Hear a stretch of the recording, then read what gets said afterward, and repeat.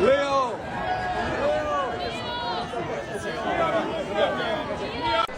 Just the idea that Daniel Schiaparelli was willing to dress me anything that he wanted me in, I was just grateful to be a muse to a giant. I don't know, I'll probably run into Todd Haynes and be like, how are we going to celebrate tonight? Erect? You look erect. Wow, I guess that's how we're going to celebrate. That's gonna kill us. In the early part of my career, I made a lot of feel-good movies, and we said this was a feel-everything movie. Natasha, my character, she's really content in her life. She's really fulfilled by her work. She's an amazing daughter. She loves being a mom. She's a wonderful friend. And yeah, like love would be nice, but it doesn't feel like it's the most essential. It doesn't feel like something essential is missing in her life. So she wasn't expecting what happens next, which is she falls in love with someone who happens to be probably the most famous pop star in a boy band in the world. It gave us the part of the role that was needed. You know, if people are going to go at each other like this, they have to have some connection. Otherwise, it doesn't work. Actually, I had an acting teacher once. He used to tell me, any scene like that that just feels like venom that you're unloading on someone, try the mantra of I love you while you're doing it. It's like I once saw an ex-girlfriend of mine, this is before we broke up, fighting with a guy in a bar. They were having a serious argument. And I saw from 20 feet away, and I thought, oh, she's having an affair with that guy. And of course I was right, because people really only fight like that if they have a connection. So it was a gift to have, you know, my brother-in-law be that part. An ice bath. Oh, that's not crazy, though. I think that's nice. Also, that ice bath was cool. It was mobile. Yeah, it's great. And nice. I still have it. Stand by that. Still you have shouldn't feel like that's weird. That's cool. Yeah. I had an assistant who worked with me on We Were the Lucky Ones, Eva, who she helped me. I adopted a dog in Romania while I was there, and I needed to get her back to the States, and she helped me with that insane process. Yeah, that's awesome. And she was so amazing about it. And then, like, we were so in the thick of it, and it was so stressful because I just wanted to make sure everything was going to happen correctly and right. And we were talking constantly about the paperwork that was needed, all this stuff. And then in hindsight, I was like, I can't believe you did that for me. Like, that is top tier human being status. You're the best. I don't know if you saw his performance of Cher in the car in the beginning of the movie, but lots of singing, lots of it. We did a lot. We did some off camera too. Yeah. Yeah. Absolutely. Quite a bit. Yeah. You got a voice on you. Oh, please. Oh, please. Oh, don't get her started.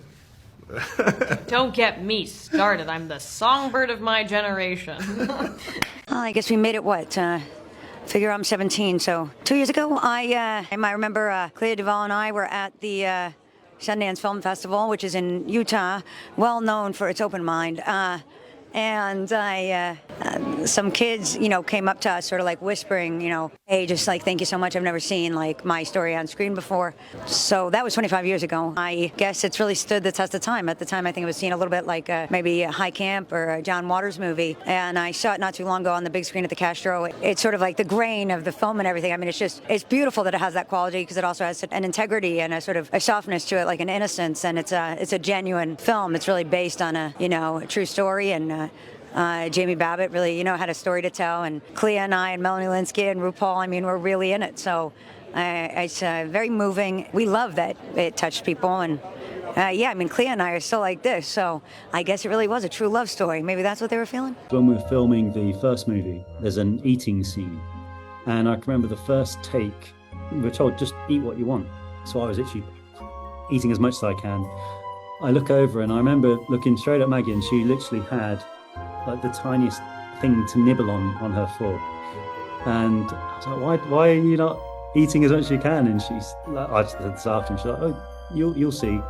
And then come later that day when we're on take 30 of a different angle, I still had to do the same amount of eating that I did the first take. So yeah, one thing that we learned from Maggie and all the other adult actors was not just their preparation in the actual acting part of it, but actually the craft of when you're there, like they're always on time, they're always professional with the crew and the cast and everybody. And like no one was kind of on their own, don't talk to me. Like it was, we very much were made to feel like we're their colleague. Horizon 2 is done. I'm just looking for the right distribution partner for it.